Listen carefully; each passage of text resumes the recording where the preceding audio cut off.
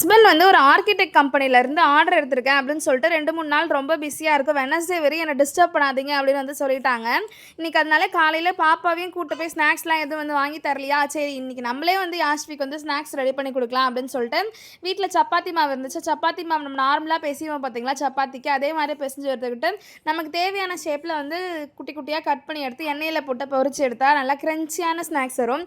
இந்த ஸ்நாக்ஸ்க்கு நான் எதுவும் பேர் வந்து வைக்கல, பட் இங்கே இருக்கவங்களாம் வந்து இதுக்கு பேர் வந்து கலக்கலா அப்படின்னு வந்து சொல்கிறாங்க. நான் வந்து இதை வந்து இது வரைக்கும் மினி சைஸ் பூரியாக தான் வந்து கன்சிடர் பண்ணி வச்சுருக்கேன். இதெல்லாம் வந்து எங்கள் அம்மா வந்து செஞ்சு கொடுப்பாங்க, டப்பா ஃபுல்லாக செஞ்சு கொடுப்பாங்க.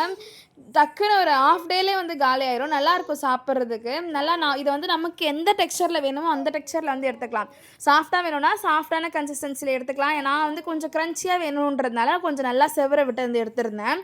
நல்லா தான் இருந்துச்சு. உப்பு காரெல்லாம் போட்டு சாப்பிட்டா சூப்பராக வந்து இருக்கும். பாப்பாவுக்கு வந்து இது ரொம்பவே பிடிக்குமா. இன்றைக்கி நம்ம வந்து பெட்ஷீட்டு மேட் எல்லாமே வந்து இன்றைக்கி துவைச்சு போட்டிருந்தேன். மேலே போய் பார்த்தா 2 பெட்ஷீட் தான் இருக்குது. இன்னொன்று எங்கன்னு பார்த்தா கீழே விழுந்துருந்துச்சு போல், அதையும் போய் எடுத்துக்கிட்டு சூப்பராக வந்து பெட்லாம் வந்து அரேஞ்ச் பண்ணியாச்சு.